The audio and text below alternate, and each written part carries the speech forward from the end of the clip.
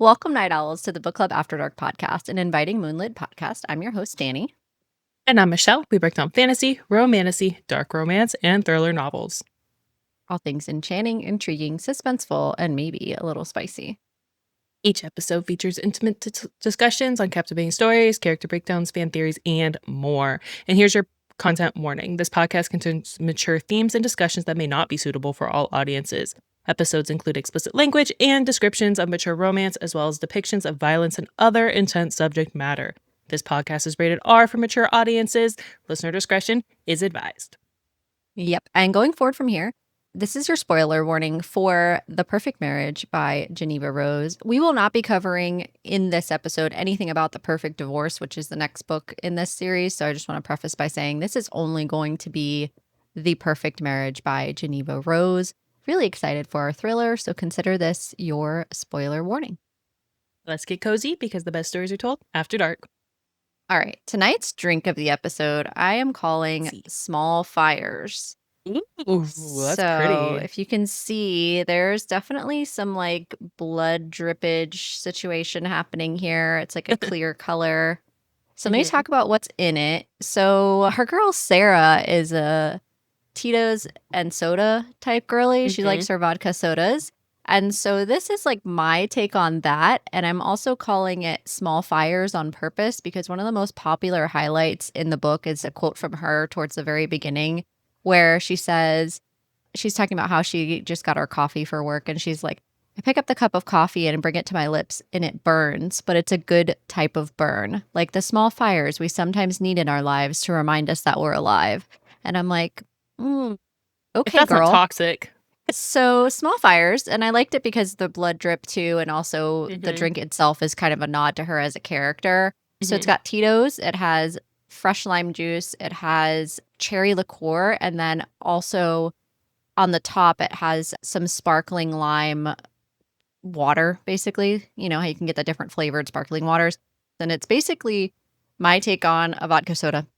So it's got a little bit more class to it, and it's a little bit more scary looking. But to get the outside look, you can make a very, very easy, simple syrup at home and use some red food coloring and kind of dip the glass in this and then let it drip down the sides, and it'll give you that same effect on the outside, but it's not inside the drink. So yeah, there you go. These small fires. Cheers. There we go. Cheers. Good. Very light, refreshing.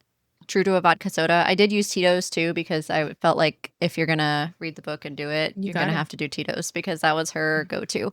So there we go. That's our drink of the episode tonight. Awesome. Tonight, of course, we're exploring The Perfect Marriage by Jeneva Rose. So whether you're reading along with us or you're just here for the book talk, we are really glad you're here. I always love when we have our little, what we call a palate cleanser, but also just like our thrillers. Our thrillers are so fun.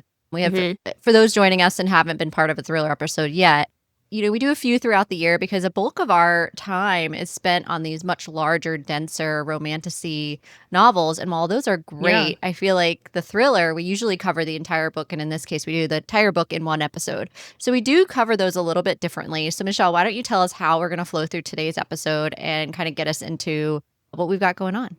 So today's episode is even going to be a switch up if you're one of our true night owls who've been with us for a while. Just kind of playing around with the format a little bit because this book was so fun and it doesn't need a chapter by chapter because the chapters are so fast and you're getting a lot of information from different points of view. So the way this episode, it's to build suspense. A lot of thrillers take up chapters just to build suspense. You're not gaining a whole lot of new information in these chapters, but you're leading up to like the big climactic point. We're going to discuss our ratings and then we're going to go into our characters. And with thrillers, there usually are a ton of characters, especially with like Jeneva Rose and more of like the who did it type of thrillers, because, you know, you need to keep guessing who is our killer. And then we're going to go into a little bit of context, setting, and then a little plot. But I also have discussion questions for us to kind of have more of like a book club type feel, so we can kind of get into more of like the themes. And we do this naturally anyways, but I have like, just because there are a lot of controversial things that happen in this book, so I want to make sure that we kind of talk about those thoroughly instead of going through the plot as much, especially with the way this is set up. So Yeah. So why don't you, Danny, get us started with our rating? So what did you rate this book out of 5 Yeah, stars? out of 5. I have a hard time rating thrillers 5s, honestly, because usually it takes a lot for me to give a thriller a 5. I give this a 4.7. And the reason Okay. I'm so specific about that rating is I felt that the location specifically bothered me and the distance Mhm. between locations, especially because that is a critical element in the success of our killer is this distance between these houses. And the way that that kind of bothered me, and I'll get into that a lot more once we talk about the storyline and everything, but I that was my one like critical flaw with the book itself. But as a whole, Mhm. I didn't figure out necessarily who did it. I had an idea. And some of the other things that were going on with it, I didn't figure out either. But what I Right. did like about it was I liked how I felt something for each of these characters, in whether it was good or bad. Definitely provoked a feeling in me. So the 4.7 rating came from a variety of places. The other things too that I thought were good about the story is I like Geneva Rose as an author. We also covered Home is Where the Bodies Are, and that was another one of hers that I enjoyed. I think with thrillers in general, just because there's so much shorter of a story and then the format of them, I tend to rate them lower than my romantasy books. And I don't know if it's Yeah. like a personal thing where I feel like there's just, it's real world, so that makes it tougher. I'll have to look into this from a psychological perspective as to why this is, but I just feel like it's harder to get a 5 from me Mhm. with a thriller. Your elements like really, really have to work perfectly for you to get the Mhm. 5. And I think that there were a couple things that could have been done a little bit cleaner in this specific book. Well, what I did like about it is the book itself, his mistress is dead, his wife is his only hope. I mean, look at this book. I got the Beetle. collector's Mhm. edition with the blood edges, and it's pretty cool. So Mhm. I liked it for that reason. I thought it was fun. It's going to be a movie, so I'm excited to go see it. Of course, we'll go see it together. Maybe we'll do a book Yeah. club after dark outing event for that. But yeah, 4.7. What'd you Okay. think? I think I'd give it a 4 out of 5 just because I do love her character development. I do love it when an author can make me sympathize with the most awful people and Mm. because she's good at building complex characters because there are points I'm like, Adam's a piece of shit. He's awful. I'm like it's kind of sympathizing and feel sorry for him at some points. His mother's also terrible. And then, I there are points in the story where I felt bad for her. And then our protagonist, I'm like, if usually in these thrillers, our protagonists you're rooting for. But in the end, I didn't feel myself rooting for her as much. So I got a lot of conflicting feelings on how I felt about these characters. That's fair. There's some loose ends with certain characters that I'm like, it felt like it was tied too quickly just to be convenient. Like Scott, Hmm. Kelly's husband. He just kind of randomly he's innocent, but he dips out. Okay, cool. Like that Yeah. there are some things that and we're just gonna throw in some character names just to kind of distract, which I know thriller authors tend to do that just to keep you guessing, but it's felt a little bit more They do that though. yeah, I feel like it thrillers wasn't are neat. notorious for this. But Right. look, hear me out. So is romantasy. The last 100 Oh pages of like yeah. any beefy romantasy, it's like, well, bam, here's all the things right at the end. Yeah. Right. Yeah, it definitely does happen like that. I yeah, I'm gonna stick with my 4 out of 5. I mean, I did enjoy the book. I thoroughly enjoyed the book. I didn't guess who. Well, I like half guessed. I didn't fully guess the Yeah. extent of where I thought it was her, the but I didn't know end. how it was her. Right, and I thought it was him. I didn't know how it was him. So Okay. because I texted you that. But I did enjoy the book. I did enjoy it. I did listen to the audiobook, which has 2 narrators because it's a dual point of view, which I did enjoy. Both voice actors were phenomenal in capturing really the emotions of these characters, which I feel like is really important with this story because you have Adam who's very quickly losing it. And the voice Yeah. actor portrays that pretty quickly or pretty easily. And Nice. then we have I read it Sarah on who Kindle, so also, I will yeah, no, definitely have to check that out. I Keep suggest it. going. I definitely suggest it. It's really good. And what's really interesting about this book is this is her second time around publishing this book. So she first published this Mhm. book in 2020, and then that was when she was indie. And then now that it's picked up with Trad, she tightened it up, changed a lot of things. and republished it with this new publisher, redid the cover, redid a lot of stuff. So I thought it was interesting that this was her second time around with this book. So Yeah. yeah. Well, let's go ahead and get into our characters. Obviously, we know that this is a dual point of view, as we mentioned. You have Sarah, who's this lawyer, career woman in DC area, who's kind of just really been involved in her work. And then you have Adam, her husband, who is I wouldn't say washed up, but kind of a washed up author. He had one bestseller and he's really trying to write, but can't really get a grip here to get anything out. He's had massive writer's block. It's just like not been happening for him. Our other characters are Anne, Sarah's secretary, Matthew, Sarah's best friend, another person who kind of just like fell off. My favorite. Anyway. Yeah, but he was my favorite also. Like I liked. Yeah, he was good comic relief. I will say that. He was good comic relief. And then you have Kelly, who's Adam's mistress. She's our victim. And we have Scott Summers, Kelly's husband, who we know as an abusive husband and who is the deputy sheriff as part of the sheriff's office that is investigating the murder as well. Sheriff Stevens, who is the sheriff over the small town and who is supposedly helping Sarah find the killer. Then you have Bob, who is Kelly's brother-in-law, who also works at the same law office as Sarah.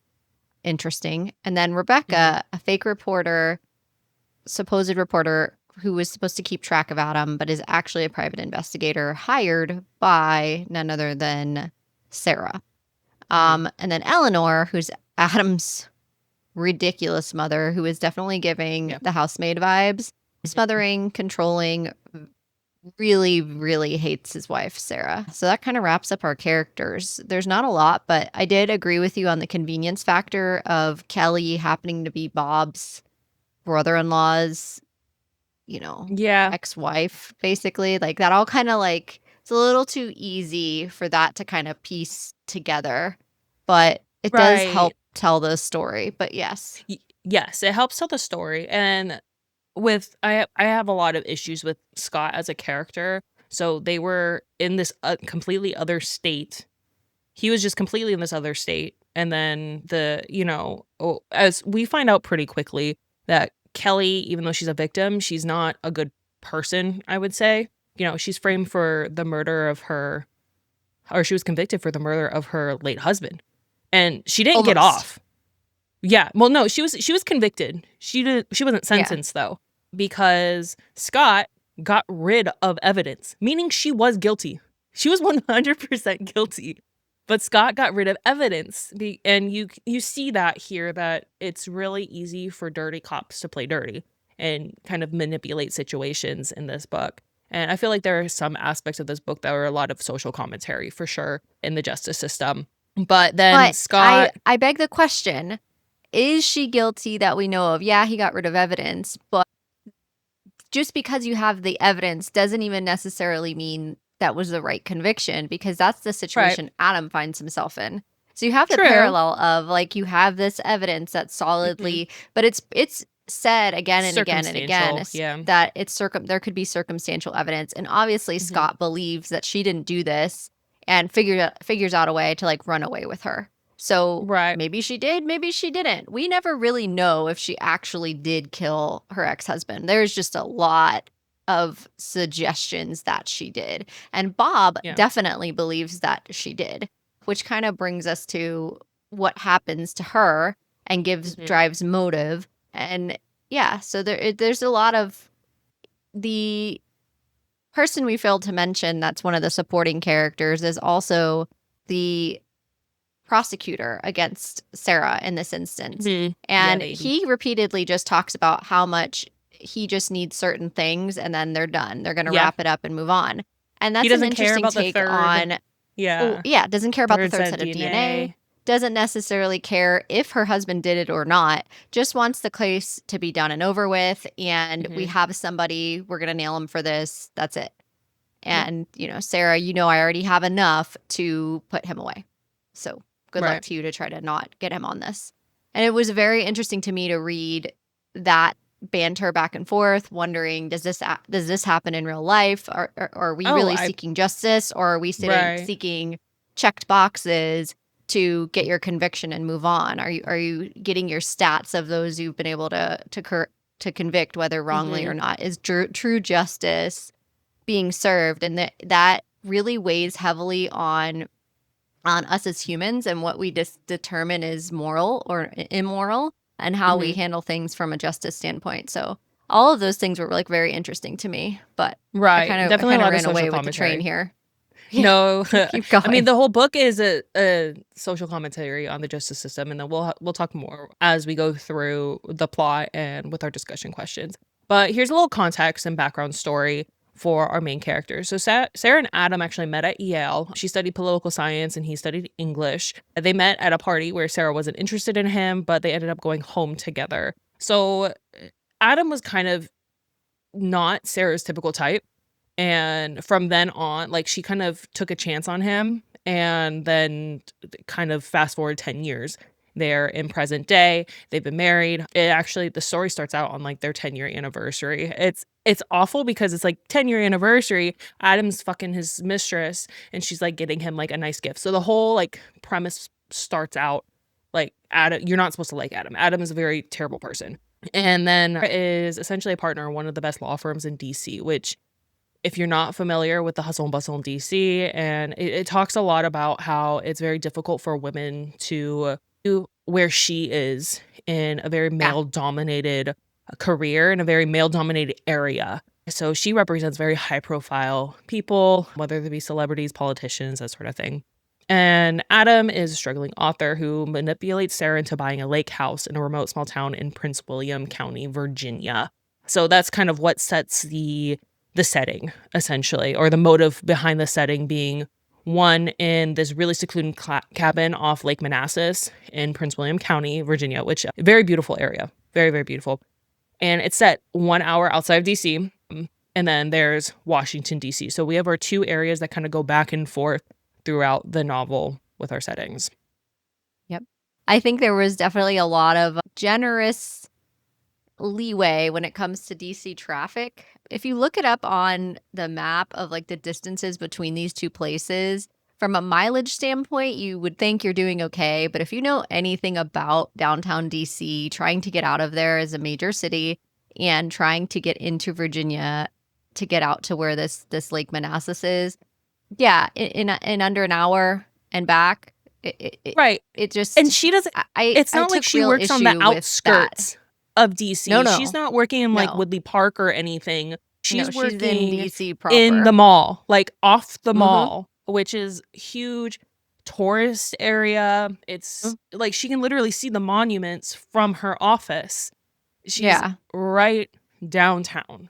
So yeah, I would agree with that. It's unless I honestly like, so we've talked about like where we've been, and when I was in college, I did an internship in DC where I worked downtown, and instead of doing the metro system, walking was faster.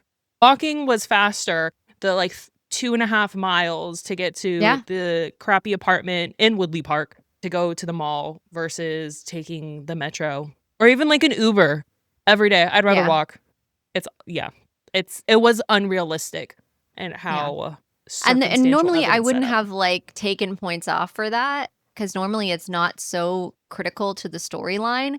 But if you're writing a book, especially a thriller where you're in a real location, especially a popular location, taking liberties like that is a massive risk. And I don't know if Jeneva Rose lived in that area at any part of her life. Maybe she did or didn't. I think she's from Wisconsin. I have to go back and look at that. But I'm fairly certain she's from like the Midwest. I don't know if she took some liberties with that, but it definitely felt like it didn't consider construction, accidents, like all the things it was that at night. Are notorious. It was like a weekend night too. And also, and then also like those roads are really dark. I don't know. It just didn't. It didn't really work for me. Right. That part was tough for me, and maybe I'm generous now on my 4.7. You made me start to think about that more. But let's move on. So let's get to our plot. So we really are going to kind of summarize this fairly quickly, because if you've read the book, you already know the plot. I just think it's important that we kind of get through it fairly quickly and summarize it and get to like the meat and potatoes of this book and the real conflicts that I think are important to discuss. we first figure out that we're going to have dual point of view and that Adam basically doesn't have a lot of time with his wife. And Sarah also doesn't prioritize him. So that's like our first like beginning understanding of their relationship, is that she's pretty much a workaholic and he has been kind of like to the side, but he can't be mad at her because she bought him this summer house that they're supposed to vacation at. However, they have both never been to this house together other than whenever it was bought. And that's it. So he goes there pretty regularly to work, and she stays in the city this whole time, which for me as a married woman is very odd right out of the gate. That is super strange to me. If my husband is leaving over an hour away to go to our other house to work all the time and staying there for lengths at a time, like, I'm not saying that that's like, if you do that or you like spend distances away because that's how you've always been in your relationship, that's one thing. But that is not the case with these two. That is something that's happened over time with their relationship because they haven't prioritized each other, which is a different thing. There are plenty of couples who have separate times and they make them each other a priority due to the fact that there's distance. Creating space on purpose to the point where you're buying a house somewhere else and intentionally creating further distance, creating space both metaphorically and physically, is really telling right at the beginning of this book that something's not right. Like they've got some issues here. Yeah, for sure. And, the intent of Adam pitching this cabin was, we can spend more time together, we can vacation. At least from his perspective, that was his pitch. We have dual POV, and these narrators are not reliable in a sense. So what he's saying is like, I had the best intention. I wanted this to be our vacation home where we spend time together, and we have our big home in DC where we have 5 bedrooms. So maybe we're going to have kids one day. Like, he's really hell-bent on having kids. Like that's like his Gonna fix everything. He was very fixated on this. And if if you've had a kid, if you have known people to have kids, kids don't fix relationships. Kids break them. And if you are not stable in your relationship, then it is dead. So like you can't fix a kid with a relationship. It's an added stressor is having a child. Whether you can love, and we do, we're mothers ourselves, like, love our kids. There's absolutely nothing I would ever change. However, to deny the fact that our children are that it's easy to be a parent is complete falsehood. It is not. It's a challenge. It's another job. It's very difficult, and it should never be used as an excuse to try to fix a relationship that's already problematic. That child deserves more from you than that. That's because we find that Adam is very self-serving in his aspect of his job, who he takes to bed, in vain. And we see that I argue that's because his mother is very narcissistic, and he's the product of a narcissistic mother ultimately. And instead of confronting generational trauma, he's diving right into it because he's such a mama's boy, and Eleanor just wants the very best for his son. He can do no wrong, and he didn't murder anyone, which, I mean, he didn't, but and the way Eleanor just treats Sarah is just awful. It's no excuse. And how no wonder why no one's ever going to be good enough, right? And no wonder why their marriage was like shit. I mean, it's not like they had, like, her family's dead, which is interesting, and then he doesn't get support from his family. So they're just doomed from the start. But I kind of feel like both of them are a product of circumstance, honestly. Sarah as well. Not to say that, I mean, she's Sarah clearly created had some of her circumstances. She has sociopathic tendencies for sure. She's got some serious issues. Not everyone in the situation she was in handles your situation like that. No, you do not. So she's right. So let's start at the beginning. Right. We just talked about how we're bouncing all over the place again. Here we go. Sorry, y'all. We're getting with it. Adam and Kelly, his mistress, are at the cabin. They have had the night together. Kelly and Adam met at the coffee shop around the corner, and this is how they got together. It's over in the cabin that's outside of the DC area. Adam and Kelly pass out. They've been drinking scotch. I was very, very hesitant, or maybe I say very, very like, I almost picked scotch for this drink of the episode. And then I was just like, No, I changed my mind. But it was on the cusp. I almost picked scotch. And then I almost picked a coffee drink, but we've already had a lot of those. So I was like, we haven't done a classic vodka soda, so we're going to do that. But anyway, scotch is a big component of this book as well. And he has a lot of it. She has a lot of it. The scotch is drugged. And Adam and Kelly both pass out. He wakes up, and this is weird when he wakes up to me, but he wakes up, he leaves her this little note. It's a very ominous note, does not help his case whatsoever. And he leaves to go home, not knowing that Kelly's dead next to him. He returns home, ends up hooking up with his wife after the fact. They decide they're going to have a baby. So they can have a baby. All of this is like crazy, bizarre situation. And then when you think back about this, Sarah just murdered Kelly in cold blood and meets him at home and still sleeps with him to make a baby, knowing what she's about to do, knowing that she's about to set him up. She leaves a lot to chance, because what if his little seedling took, And I mean, maybe, but I don't think that would have happened, because my thoughts are that Sarah was probably on the pill or something. It doesn't exclusively say that, but my thought would be that she planned for that inevitability and it wasn't going to happen one way or another. Because at this point, she's already with... No, but she's already with Bob at this point. So, she's not going to let that happen.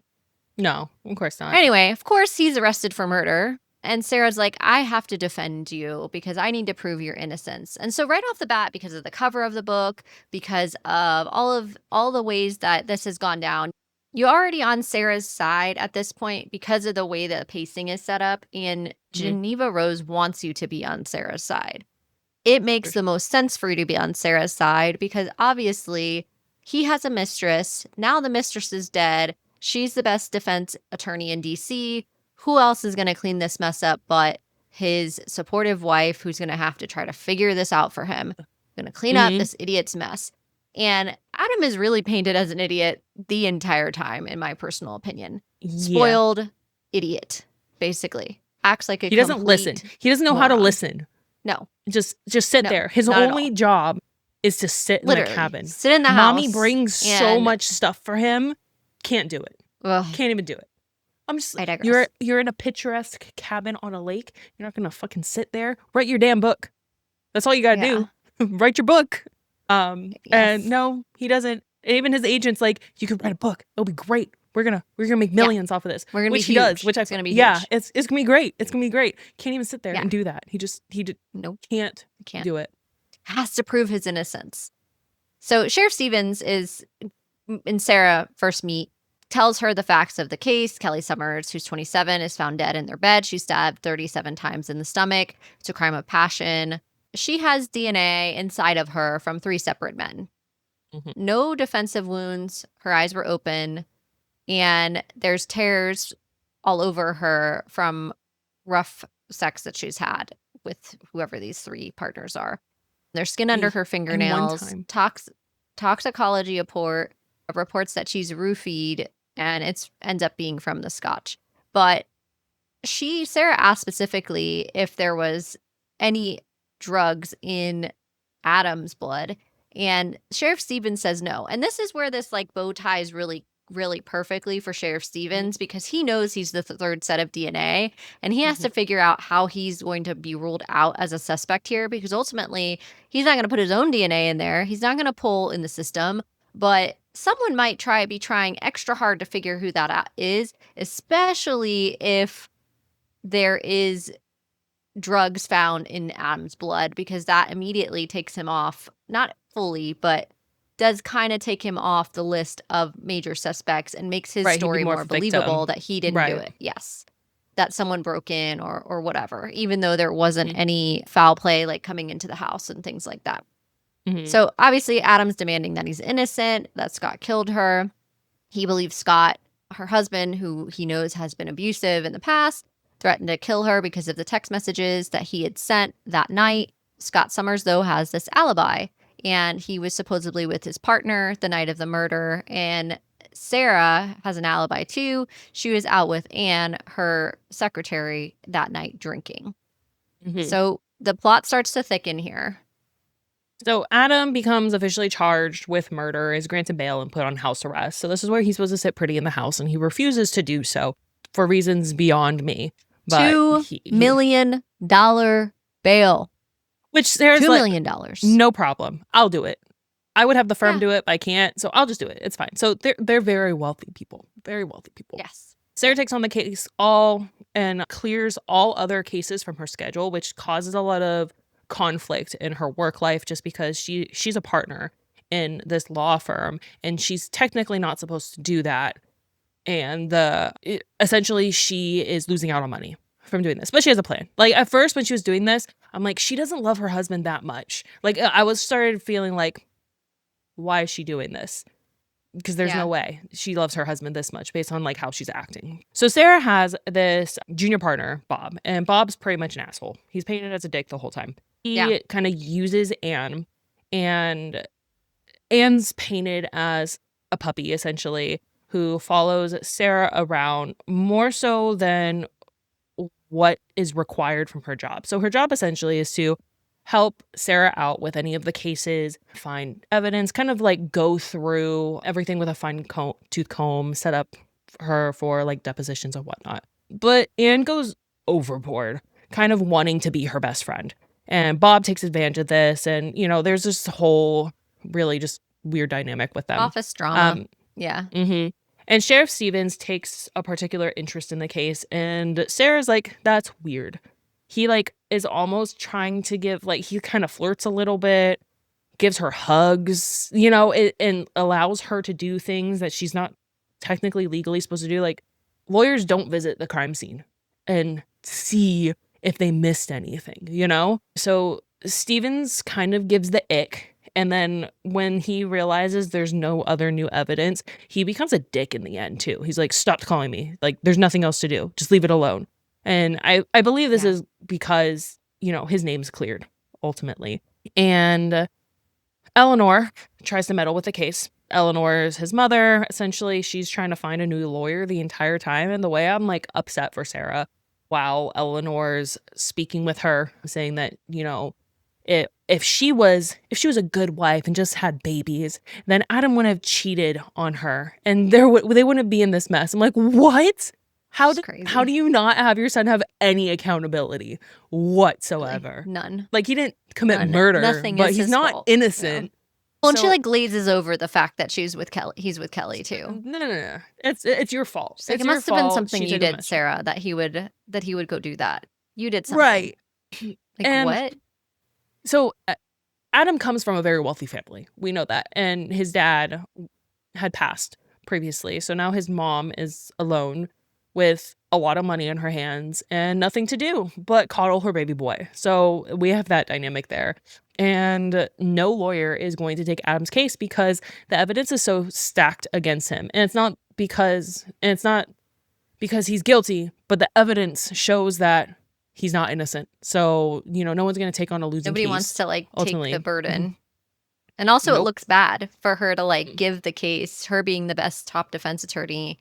Her giving the case to husband. Someone else is, from a PR perspective, bad for him, publicity-wise. Like, you don't want to take your own husband's case. You must think he's guilty then.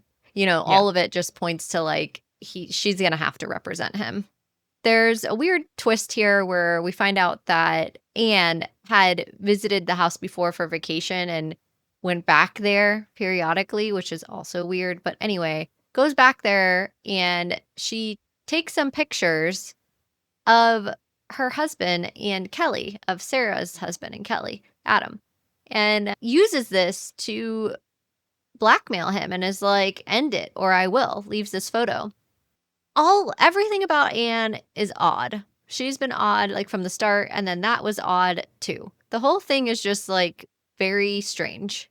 Right. Well, and then the way it was painted was she, as like a gift, Sarah gave her like a week vacation at, you know, her dreamy cabin. And then Anne likes photography. So she went back there to, take photos and whatnot. So yeah, Anne as a character was weird. She was just off to me, very just put there for convenience. I feel like she was meant for you to look at. Yeah. You know, she was meant to be somebody you were weird about, because one of the other top highlights was I would trust her with anything. And it's Sarah talking about Anne, and everybody highlighted that. And so you're waiting for it to be Anne. And it's also, she's kind of an oddball. So it fits that you would think you would start to go in that direction. And it's all part of Jeneva Rose's plan to get you to go there and think about that. I even thought that. She's not going to do it. Yeah. I thought that, she's like, oh, she saw him, they got into a heated argument or whatever. Ended up not being Anne. Anne was, she was in DC with Sarah. She was drinking a lot. So, she has an alibi. Another character that we get introduced to that we kind of have questions about is Rebecca. So Rebecca is a reporter with quotations around it. Yeah. That just appears at the cabin, looking for questions. And Adam, hires her to do some research on who the third set of DNA is and, dig into a lot of stuff. And Adam is completely disregarding the evidence that Sarah gave him to look through. So, he has, something to do.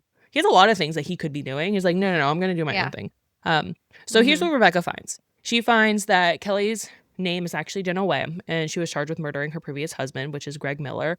Adam knew this, and there's a chapter that even goes back to when Kelly/Jenna goes into detail about what happens there. And obviously Adam honestly is gullible. He believes whatever anyone tells him, and he doesn't have an afterthought of it. So yeah, he'll just believe whoever. And he just runs with these wild stories in his head too. Right. Well, I mean, he believed Scott was like, I don't beat Kelly. And then Sarah has to be like, someone who's abusive isn't going to say they're abusive. And you saw also, he just beat you up. He literally just beat you. What are you talking about? He's aggressive. So Adam's an idiot. Case got dropped because of mishandling of evidence, which Scott Summers was the deputy on that case. They ended up getting married, and she changed her name. They moved to this little quaint town and where she's a waitress. Kelly had a stalker too, Jesse Hook. He was supposed to be someone that you kind of look at, who's this person? Yeah, briefly. He would frequent the cafe. He ended up just being creepy. And then you thought he was the third set of DNA. Yeah. The whole time you're like, he must be the third set of DNA, Right. Because it sets up from the beginning that due to the roughness of Kelly's body, that she could have been assaulted as well in the physical sense, even though there wasn't a break-in. And then Greg Miller has a brother, which we find out is Nicholas Robert Miller, aka Bob Miller. And Anne's handwriting matches the handwriting of the black male. So this is where we get all of that information that Adam just kind of goes with and spirals again. So once he finds out that Anne's handwriting matches the photo and that Bob Miller is Jenna Kelly's late brother's or late husband's brother, so many character details. I know. Then he breaks house arrest. So when you're in house arrest, you can't leave the perimeter or you get arrested. Yeah. And sent back to jail. So he storms off and drives an hour into the office in DC. And the way I'm like, how did he get? And it's the middle of the day. There's no traffic. And so, yeah. So he storms in there, DC. No one got to him yet. And then causes this big scene about, Robert and Anne being he's like, I know killers. You're Bob. I figured it out. Yeah. Anne is you the killer. killed Anne. Figured it out. Exactly. You guys are all part of it. Makes a scene, goes to jail. So house arrest gone. He's sitting in jail. Sarah's and like, you're I go back to the point that they just paid $2 million to give him house arrest. And this man just gets in the car and leaves. Mm-hmm. I'm like, what is happening? Yeah. And then basically, due to the case not looking good for Adam, Eleanor essentially blamed Sarah and her past with her parents. And this is where things get really heated between Sarah and Eleanor ends up slapping Sarah. And Sarah takes it because she just wants Eleanor to be gone because she's just a headache at this she's done point. With her. She's causing too many issues already. Adam's already causing issues. And you think the issues, as they're happening, you're like, wow, this is bad for Sarah. But really it helps Sarah out in the long run because Adam's just an idiot. And it's easy for him to be pinned down. And then you have the third set of DNA, which they don't find out. that piece is like wild because it ends up being the sheriff, and we realize why all of a sudden Adam's, blood doesn't get tested for the drugs. We start to realize, and Sarah figures this all out before she decides that, well, she had already framed him, but it just is the nail in the coffin of like how her figuring out where you think like you being led that like the reason she has this third set of piece of DNA is that she's found the killer and she's going to still help Adam get off. And you realize, nope, she's holding that piece because now she knows who the third person was and that they deliberately like fucked with the case, but he's definitely still going to be framed because that was part of the plan the entire time. So Adam's found guilty of the murder of Kelly. He's sentenced to death. Sarah knew the whole time what he was doing. I also think it was really weird. There's this very strange moment with the reporter / private investigator where Adam and Rebecca kiss. Yeah, that was weird. And I was like, Adam, what are we doing? You're saying you love your wife. Happens like, because how are you already in this situation? It's because like he doesn't care. He doesn't care. Like, you don't love her? What are you talking about? Like, he just no. Well, that happens because Adam. So when Adam goes to jail, he escapes jail. Yeah, which I'm like, you're just, even if you're innocent, and Sarah even says this, even if you're innocent, you're going to prison either way at this point in time. Right. It doesn't even matter. Yes. So he escapes and like he wanders into a gas station. Rebecca's house. And finds Rebecca's house and like shows up. Yeah, it was a really weird situation. And she obviously calls the cops and he gets taken back into custody. So, yeah. That was weird. Also, like, again, taking into consideration DC area, very, very heavily populated with law enforcement and multiple entities. So, like, the idea that this, like, guy with an ankle bracelet can just, like, wander free for any real length of time is wild to me. But I digress. Again, a lot of liberties are given with this specific story. And yeah, there were definitely weird nuances here that I was like, probably not. But we're going to let it slide. Sure. So Adam's found guilty of the murder. We fast forward 11 years and we're at his lethal injection execution, which of course, Eleanor, his mother, is there and Sarah is there. She's showing up. This is her POV that we're coming from.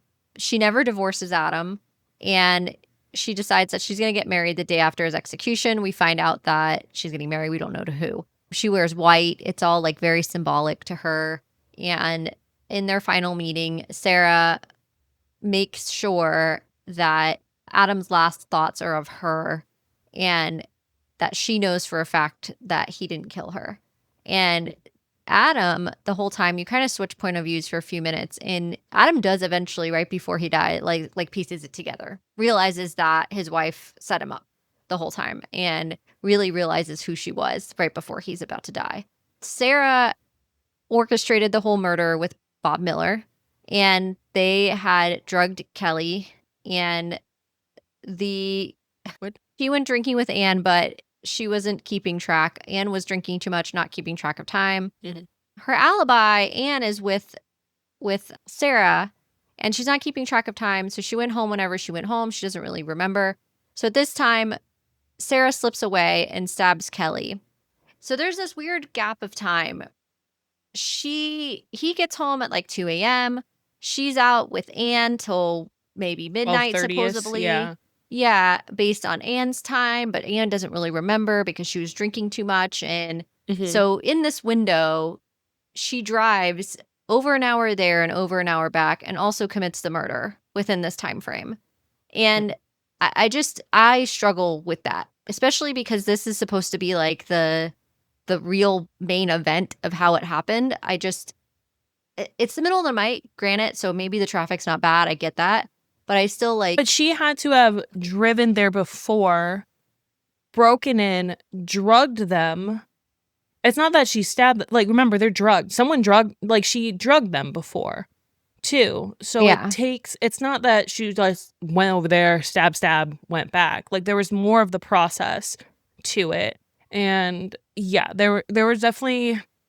I don't know. I had a hard time believing it. It made sense in the story. It doesn't make sense in like an actual tangible Well, maybe they don't really explain how she drugged the liquor, so I'm assuming she drugged it at some other time, knowing that he would drink it. When she's betting on the fact that they she would was drink there. it. Another thing that's a piece that's a gamble, right? How do you know with certainty that they drank the scotch that you drugged if you weren't like watching them the whole time and you're out drinking with your coworker?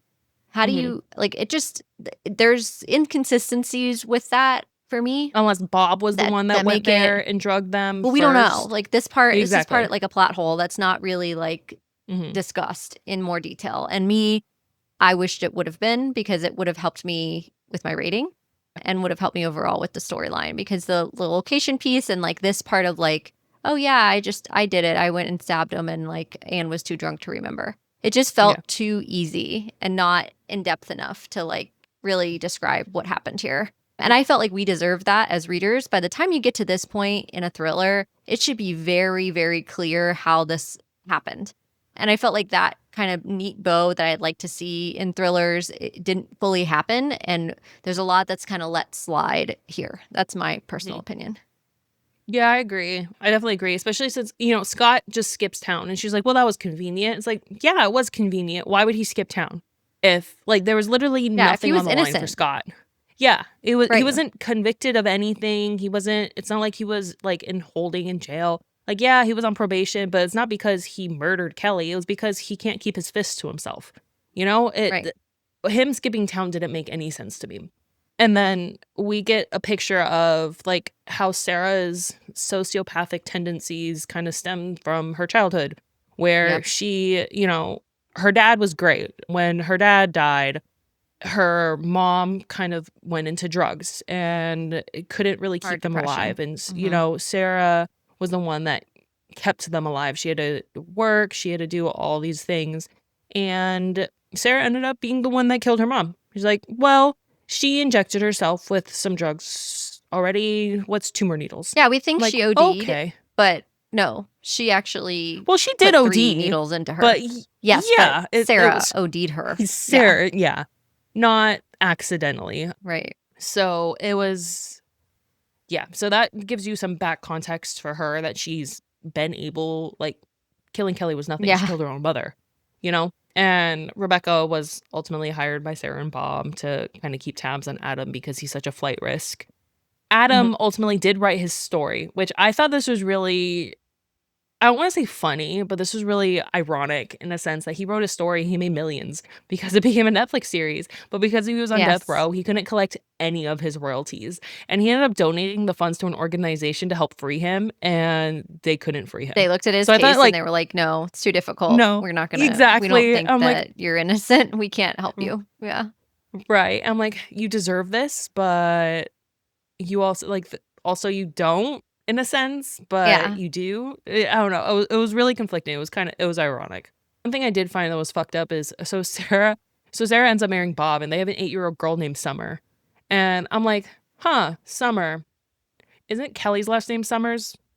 I thought that was like, that's kind of weird that would be her name. So. Yes. Yeah. Yeah, it was a book. It was, it definitely took you for a ride. There was definitely a ride. I read it super fast, which was great. It was. Also read it really fast. Like a 5-hour read. Yeah, quick read. Let's get into our discussion questions now. We already talked about plot holes and loose ends that we thought we wished that were tied up a lot more neatly. Throughout the book, though, when you were reading, who did you suspect killed Kelly, and how did that change? I felt like either she wasn't mad enough, in my opinion, even with all the stuff that she was angry at, I still felt like when it was in Sarah's point of view, she wasn't truly angry enough. And then I also felt like Adam was so dumb. Like, he pissed me off so much. His point of view chapters, I was like, you are the most like narcissistic character I've read in a while. Just like so self-serving, so about himself. As soon as his agent calls and is like, we can make this a book deal, he's like, yeah, like he's all excited. Like, bro, you're under house arrest for murder. Like, what are you doing? I don't know. What? It's just, he's so like, he didn't care that much about Kelly. He talks about himself. Like, he's not mourning. He's like, I loved her so much. And like, he spends like 3 tears on Kelly. the girl that he was supposedly so in love with who was that he's asleep next to him when literally, like, how? So then I and kind he of was thought murdered. maybe it could be him. Like, maybe he was for a while, I honestly thought that he was so detached from reality being trashed that he, like, didn't remember. He blacked out and freaking he Okay. actually did it. I was waiting for that twist to be like, he finally, like, something in him snapped or who knows what. There was some kind of underlying plot that we just didn't read yet. I thought it could have been him. I really did. Okay. From the jump. I was like, maybe it's him. He was just such an unlikable character for me. He was, and I couldn't get over his hyper fixation with children. And one thing that we didn't talk about is the reason why he's on death row for the murder of Kelly is not because he murdered Kelly, but because Kelly was pregnant. So because of that, that's automatic death sentence if you're found guilty of murder of either an infant or an unborn child. So yeah, he was just so, and then that like finding that out like destroys him in a sense. And I feel like it's not because of the life of the child, but like his urge to like duplicate himself. I feel like that's what more his driving point was for wanting a child. And his he's all mother very like constantly romantic about the idea of it, you know, how he's gonna be. Yes. Which kind of is how he romanticizes everything in his own mind. It's not based in reality or like real life experience. It's just like, you know, he leaves her, the note that he leaves her, all of it. It's just so not based in reality and romanticized in his mind versus fact. He's just like not living in the real world. He's just not. No. What about you? And so when I was like, okay, the obvious way that Geneva wants us to go is like it was Scott, right? Crime of passion, paints that pretty neatly. Yes. As soon as Bob was mentioned, I was like, it's the brother. It has to be the brother. There's no other reason for the brother to be working there. Like, you know, it had to be him. As soon as that tidbit of information came out, I was like, it's him.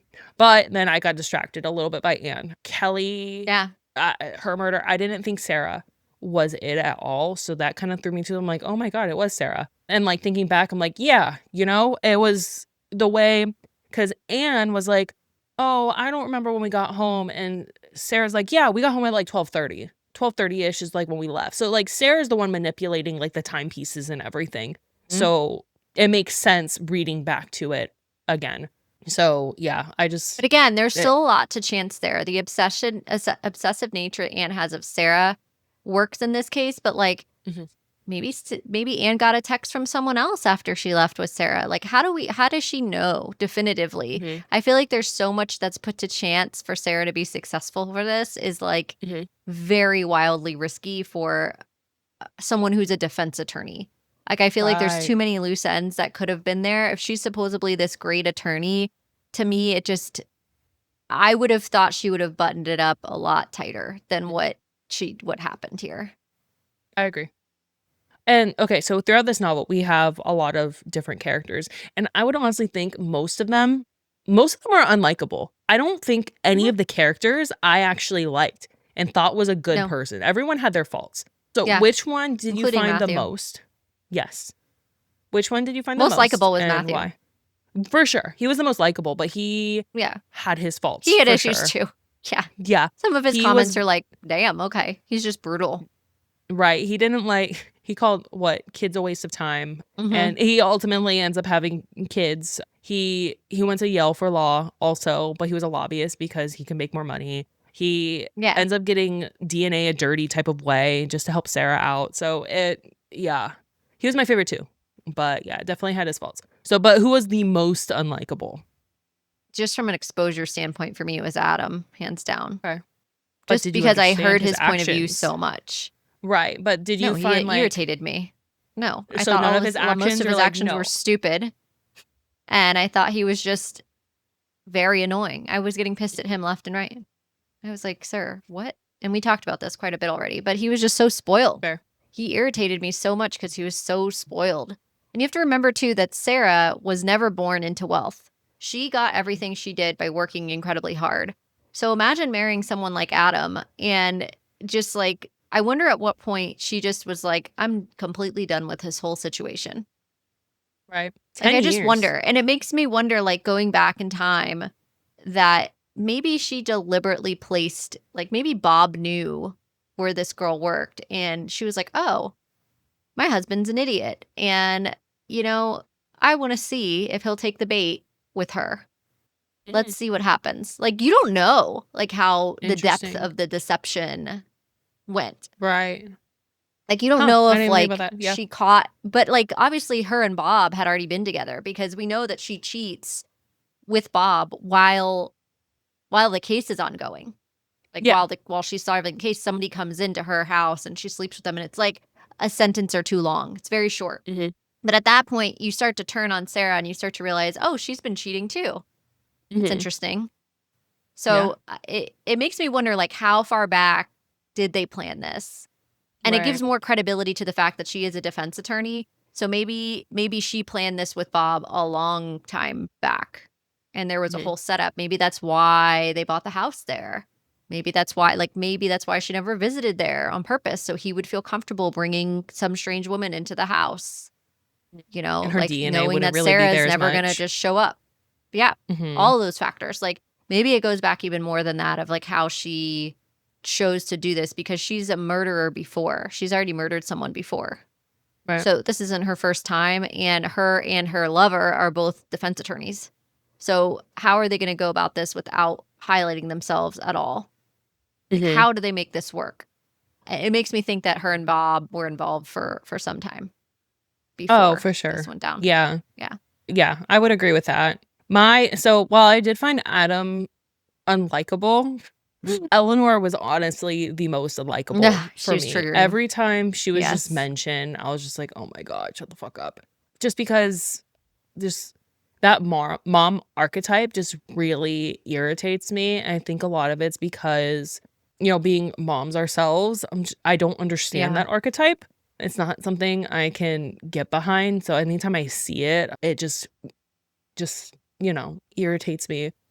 So why do you think Adam really trusted Sarah to be his attorney after he had betrayed her by cheating? Like, think back, like, initially, like, why would Adam actually trust her? Or do you think he even trusted her anyways? Or was it like a convenient type thing for him? And if you were in his shoes, would you have let her take the case? He's so naive and so dumb. Like, he just thinks, oh, I did this wrong thing, but she's going to understand. She's going to get it. She's going to understand why I did this thing. And, like, she loves me. And you have to remember, the night before, they had just slept together to make a baby. So he believes that, like, they've just made this baby, and, like, yeah, she's really hurt, but, like, once I tell her that I really love her, she's going to understand. He just is like, how could this be happening? And then you have to put yourself in his shoes a little bit too, and think, like, if you are completely innocent and this is your spouse, regardless of what you've done, you're going to hope that they're going to try to get you out of this, especially if they're the best defense attorney in this area. So yeah, I don't think it's outlandish that he goes with her. And I also think, for his own defense, he should go with her. So I think all of it makes sense, and all of it works for Sarah, of course. But yeah, I mean, that was kind of my thought. Yeah. He's naive, and he also thinks he's deserving of forgiveness, and that, like, cheating doesn't necessarily equal murder. Therefore, come on, I'm not a violent criminal. I may have fucked up, but, like, I'm not a violent criminal. So it wasn't Which is valid. I mean, yeah, he did fuck up. Yeah. He wasn't violent. Yes. No. And the way that, like, because I remember that chapter where he talks about, he's like, I know we only had sex one time, but I know she's the mother of my unborn child. Like, he's like, so, like, I believe it happened. Like you said, he's romanticized everything, that things happen by chance, and he's just, that's the thing that irritated me. He had such a short fuse. He literally, like, the girl you just wrote a note to, who you just told her that, like, you were going to leave your wife for. Yeah. You just told her this, like, the night before, and the same day, the same evening, in the same span of 4 hours. You just told this girl this. Then you go home and sleep with your wife and decide to make a child. Like, what, Adam, what the fuck? Like, what's going on? I'm just saying, like, it just doesn't, the guy is, like, delusional. He's not okay. Everything is not okay. No, for sure. It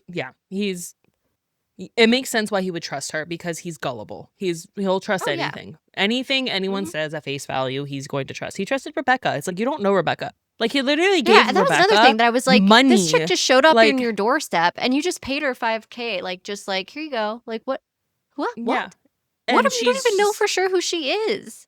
You and didn't. he's like, You well, didn't I hope track she her comes name with the back. work she does. Like, you didn't pull up any articles proving who she was. You just like, oh Right. yes, everybody wants to know about me, so therefore it's about me. Therefore, yes, you must be a reporter doing this about me. Because again, he's a narcissist. So everything is about Yes. how do I make myself feel better. Of course, Mm-hmm. they're not gonna. Of course, nothing bad it can happen to me because I didn't do this. So therefore, like I'm going to be proven innocent. Yeah, I made a few mistakes. Like you imploded her world. What do you mean you made a few mistakes? Like what? Mm-hmm. What is happening? It Mm-hmm. just I can't with him. He's just a ridiculous So person. we've talked extensively about like Adam being the absolute worst, and yeah, Yes. was Mhm. he deserving though of the death penalty? Did he deserve to die? No. No. Okay. No. Did he deserve to be divorced? Hell yes. Yes, he did. Yeah. Absolutely deserved to be divorced. Yes. The But death penalty, Sarah no. talks about why she doesn't do that. She has to murder. She has to kill him. Essentially, she sets up why she has to kill him, because she says he doesn't deserve half of her stuff. She's worked Right. so She hard doesn't in want this to get, well, relationship yeah.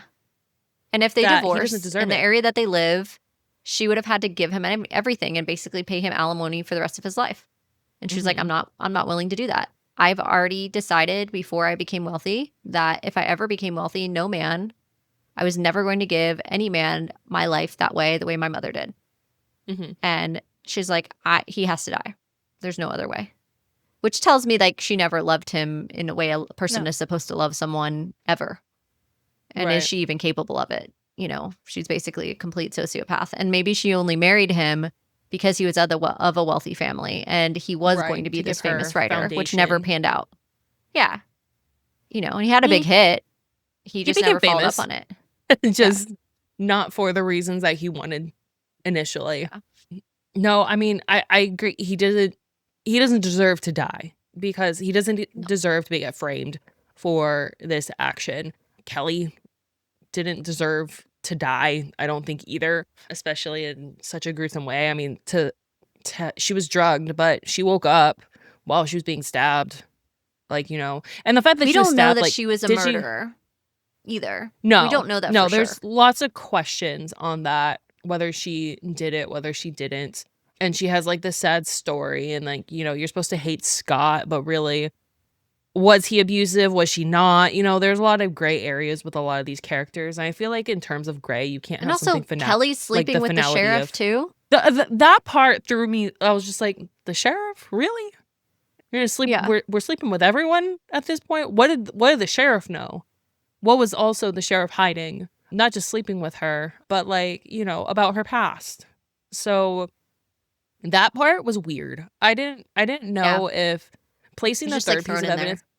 Right, and I know that gave Adam something to hold on to, but the fact that it's Hmm. like, oh, it's the sheriff. It's like, okay, why? Like, Well, it also yeah, created reasonable doubt, right? Where right. that was like the angle that we thought there's reasonable doubt here. This is an angle that, Sarah can really press at because we don't know who this is. And she's going to get this evidence. And now she knows who the third person is right before court. So we thought, and we're in Adam's mind towards the end where we think that her finding this piece of evidence, even if it's not admissible, is a way that she can tell a story that creates reasonable doubt But she never and tells it. She gets him finds it off. out. No, And she doesn't she never tell it. tells She it. keeps it to herself. And the only No. reason why she found it is because she didn't know who it was. Like, she did She it for thought she had a herself. hunch. Yeah, but she had a Right, hunch who but it she never was. knew. And she said it was pissing Yeah. her off that she couldn't figure it out. So that's why she had to have Yeah. Matthew figure it out. So again, she's also a narcissist. Oh, So, yeah. when two narcissists, one sociopathic, the other one heavily romantic, like get together, it's gonna implode. But Yeah, and he good thing didn't they deserve didn't to have a die. child. My God. Oh, It's awful. jeez. So, do you think Geneva is making a statement about the justice system and death penalty in this novel? We've Yeah, talked about that a little absolutely. bit. Yeah, I absolutely think she is. I also think that this being a genre that she writes in all the time. She's making a statement about, hey, just because they're on death row doesn't mean that they did it. One. And two, is this something we should continue as a practice if that's a possibility that justice isn't technically served? If there's a possibility that someone's on death row who didn't commit the crime, which we know has been true historically, that's not made up, that there have been cases where that has been proven true. The Green Mile, horror/thriller written by Stephen King, also a book created into a film, explores this very premise in depth and in detail.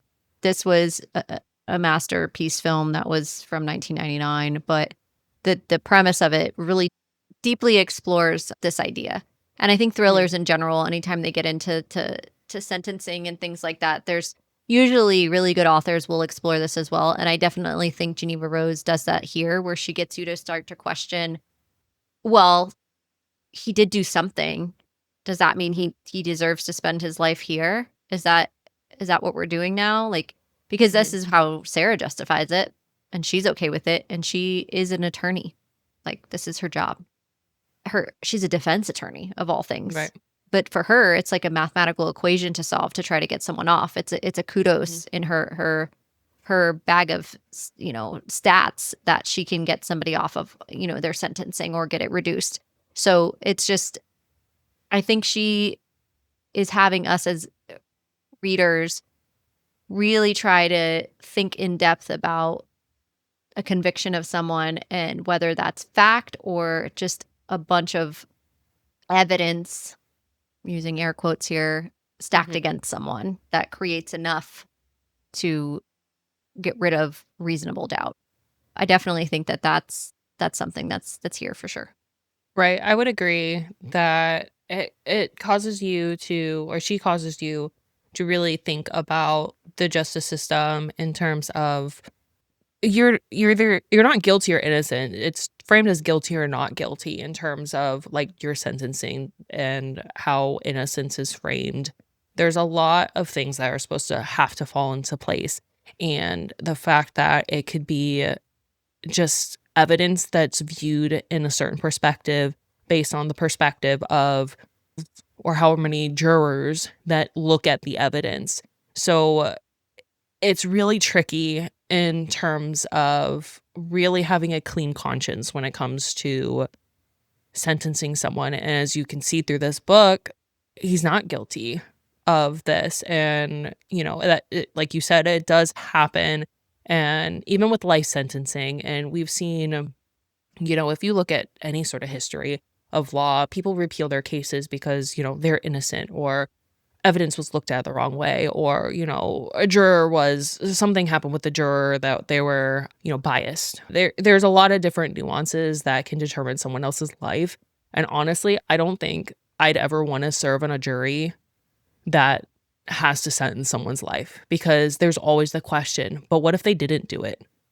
You have to come to that terms of you sentence someone to that. So, she is having us as readers think about it. I think it's an important topic for us to think about it, because oftentimes, especially if you're not like in the justice system or if you're not around that sort of thing, you're like, oh, this is just something that happens. The law is made to be just, and really is it? And, I think good authors do have us not just question like the justice system, but have us question the world around us, because so often we just become so like jaded in what happens, and that's outside of our sphere. So, well, that wraps up our talk of The Perfect Marriage by Jeneva Rose. Yes, and a good topic it was. We really started to explore some different things there. All right, well, let's do down the rabbit hole. Now we're on the subject of thrillers. Get your opinion on a thriller versus horror and the two genres, and kind of what your thoughts are on the differences between the two and what you would expect from a book versus film, etc., in terms of each genre. And I think for me, the very, very obvious difference between the two is that typically a thriller does not have any kind of mythical or paranormal, any of those type of elements to them. They typically don't. usually horror is going to have your ghosts. Horror is going to have your, any other kind of aesthetic that might not be real. It's usually going to play with a lot more real moments. Thrillers will touch on that, but you're never really going to see a ghost in a thriller that's going to explain something to you. You're not really going to have those types of elements. Whereas I feel like horror will definitely bring out either zombies or more blood and gore or those types of elements. That's just my personal opinion. I actually agree with that. As soon as you said thriller versus horror, I'm like, okay, thriller, someone died. Thrillers are more on the solving of a problem, I would say. Yes. Yeah. What I expect about horrors is to explore that unknown element that we tend to not have in our, at least I hope no one has in their everyday life. So they do explore, the paranormal, demons, mythological creatures that are terrifying, serial killers, and come face to face with that. There's not really a question on what the evil is. It's more of the impact the evil has, or the terrifying thing has. Whereas thrillers, it's like this awful thing happens. Now let's figure out how it happened and why. And then I will also add that there can be dark romance thrillers, and the difference between a dark romance thriller and a thriller is the romance element has to happen. So you don't solve the crime without the romance happening. If the romance is removed, you have no story. So that's the difference. If you have a dark romance thriller where you find something out and your characters work through something and you solve something, the two characters or the main characters have to have some kind of romance element for it to drive the plot. And from a dark perspective, usually it can be gothic. It can be like a number of different ways. But I think it's important to note that if you're reading a dark romance such as Leather and Lark, where you're trying to solve it, Leather and Lark is primarily about the romance and less about the fact that they're trying to solve who got to the bottom of what happened in that story. Right. But Leather and Lark, definitely, you're still solving a crime.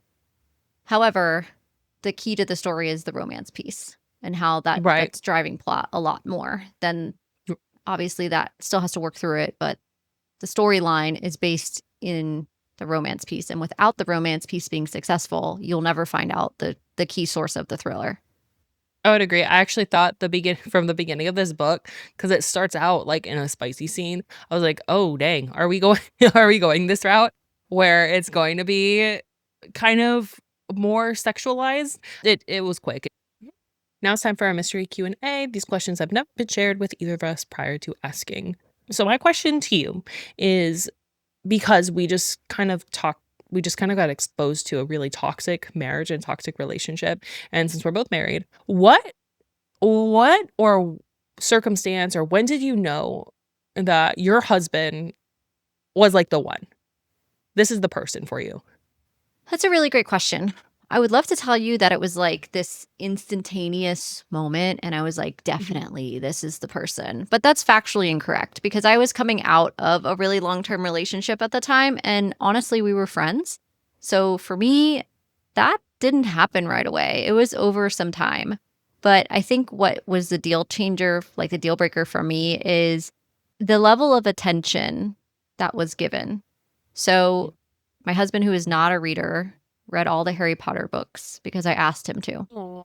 Okay. One of our second dates that we went on, he knew I had mentioned that I really liked classical music and that I had played the violin, and he took me to see a symphony orchestra as a date, as a surprise. So just like things like that, and honestly, he just made me feel very safe. So that was also like something that was important to me. Like I could be my nerdiest self and still feel really safe with him. And I think the other piece of it is he has never not encouraged me to do something or been in the way of me wanting to pursue a dream. Perfect example is that we're recording this show right now. You know, even with all the craziness of full-time job, being a mom, being a spouse, doing all the things, he trusted me enough and believed in me enough to encourage that dream. And I already knew that he was that type of person. We're going to be married 10 years this year. So, you know, you've been with him for a bit now. You know, so I think I would love to tell you that there was this, like, I absolutely knew in this specific moment, but that's really just, it's not true. It was consistent. It was consistency, being there, showing up, really listening. All of those reasons, I think, were why. What about you? So when I got with my husband, I was also kind of coming off a relationship. We were in our last year of college, and we both worked at the same pizza place. And so he was new because he transferred into this pizza place. And I made a joke to him about his last name. And he totally brushed me off and ignored me and just like gave me this like really flat answer after I asked him again. If it was then, I'm like, we're gonna be friends. We're like, I'm not. So You're I don't want to determined. say, yeah, I was very determined because I don't know about you. In my like personal life, in my work life, especially when I was in college and, you know, working like food service, my personality was a little bit different. I was a lot more outgoing. And I was like, you're not going to ignore me in my own job. Like, that's not going to happen. And then we ultimately, after our shifts ended up aligning a lot, and then we worked a lot together, and work turned into flirtatious banter. And then one day we were just spending a lot of time together, and I like literally never left his apartment that year in college. And I remember reflecting back. It wasn't even like short after it happened. He's like, yeah, you just never left. I'm like, well, you didn't ask me to leave, so how am I going to think you want me to leave if you don't tell me to leave? You know, you should be pretty clear about that. And then, yeah. So it was more, we didn't have as much of a build up. It was definitely more of an instant type thing. And then like our first date, he bought me like universal passes, like annual passes on his credit card. Gift. So I'm like, yeah, exactly. Because he was like, let's go to Universal. I have these annual passes. I'm like, I don't have an annual pass. He's like, I got you. I'm like, okay, so you're clearly seeing this long term. And it ended up, you know, working out. So it was more of a, and the reason why is very, and you've of course met my husband multiple times and interacted with him multiple times. He is unfazed by like anything. He is very much a calm person, and with someone with like high anxiety, like I need that. Sometimes it's frustrating because I'm like, why aren't you worried about this? He's just like, it's fine. So that's one of the things, especially since one of our first dates actually going to Universal, my car got towed, and he was just like, it's fine, we'll figure it out. And I'm like, what do you mean? My car's towed. Like, you know, so seeing how he handles high stress situations was like a huge thing for me, which, you know, because there's a lot of high stress situations. So he's just so calm with everything. And the fact that he's goofy, and he brings out like the goofiness in me, really just having that ability. And, you know, just knowing love a guy that can nothing make you really laugh.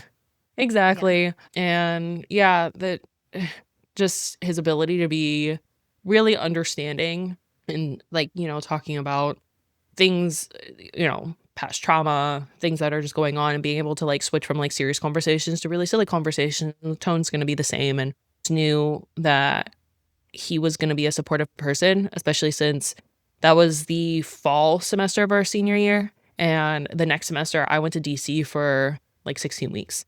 And he was like, okay, that's fine. This is fine. Like we'd just been dating for like a month. He's like, you're going to leave? Okay. Well, this will still be a thing. So knowing that even with distance, like, it was still, because the relationship it was more than just, you know, physical. There was something more there. So, yeah. My question for you is this. You can pick one luxury brand item to buy, or like one thing that you love that's a luxury item. What are you buying and why? It's hard because I'm very much not a luxury person. I am an That's Amazon. Why I asked it. I am an Amazon dupe person. And my term of luxury, I don't even think is technically luxury. Like, the one thing I really splurge on is Lululemon leggings. That is like I don't my know if that's one. luxury, but we're gonna go with it. Sure. But that's my one big splurge. I mean, okay, so I will say, no, like, you can buy anything. Like, there's no budget for this. Buy whatever you want. A luxury item. I guess it would be a car. Like, if I had like no budget, I'd get a luxury car. What car are you getting? I would anything that's big. And see, I'm not a car person, but if I had to like buy a luxury item, it has to be a 3-row, because now we're at the point where I'm like, we have 2 large ass dogs. We have 2 children. There's too much. Yeah. No, in this equation, it's just like a bonus vehicle. You can get whatever you want. You can get whatever you want in this. The fact that you're saying like you can have whatever you want, my brain is like, what do you mean I can get whatever you want? I want, because I don't buy things for me. I don't know. If I had a luxury item. Well, I can answer it for myself if you want. Okay. And then you can go. Okay. You go first. So mine would be like a no budget vacation. If I could like legit get anything, I would want a no budget vacation, meaning all my clothes, everything. No budget. Where we're going. I would love to stay at like a really high end place just to do it one time. I don't need to do it like a bunch of times. The one time is good. But I would love to experience that, like very high end travel experience, like the bouginess of it, the whole deal, where you can bring my whole family and do the very high end. Like that would be like a luxury item package deal that I would want to do like one time. Well, now I want to do that. Well, you can do that. You can take mine. Yeah. If it was like, I thought you meant like an item. Like I had to have like, my phone. You could. I mean, you could pick an item. Okay. Well, that's what I thought. I feel like a trip would be like better. Yeah. I would rather go on a trip. I would rather have experiences. Me and my husband said like after this Christmas, which we say after every Christmas, we're like, fuck these toys. There's too many goddamn toys. And the kids don't even give a shit anyways. Like, they don't even remember what toy did I buy? What Barbie did I get? We're not doing that anymore. We want to do experiences. We're taking them. We're going somewhere. Yeah. Yes. So I want to do that. Okay. Yeah. Well, we could go together. Do experience. What if we did that? Can. Yeah. And we do like the ultimate spa day one of the days. And it's like the most peak spa day you can imagine. Have everything cleansed. They lather us with 24 karat gold or something. I don't know. Always whatever they do. One of those scalp treatments that I see. And then, we can plan a whole thing. We'll plan our luxury days. Yeah. Any luxury vacation specialists who happen to be listening to this, we're your girls. We're ready to go. Send us. We'll report back. We'll tell you about our experience with it. Okay, then. That's a good mystery Q&A. There we go. Before we wrap up, let's talk about what's coming up next on Book Club After Dark. So next week, I'm really excited. We're diving into our next deep dive series. Yeah. This is going to be... You're going to be following us into the Eating Woods, which is the name of the series, The Eating Woods. And it's going to be a trilogy. Right now, Anathema and the second book, Eldritch, are both released. Third book is releasing later this year, but we're going to start with Anathema by Carrie Lake next week. So excited to get going with that. Very excited, also very nervous, lots of spiders. And don't forget, we want to hear from you. If you have thoughts on The Perfect Marriage or suggestions for future reads, drop a comment below or message us on one of our social media platforms at Book Club After Dark Pod. Show us your fan art, theories, or anything bookish you'd like to share. Yep. And you can also visit our website, bookclubafterdark.co, to stay up to date on our cozy content and check out our merch. That's all for tonight. Sleep tight, night owls. Until next time, happy reading.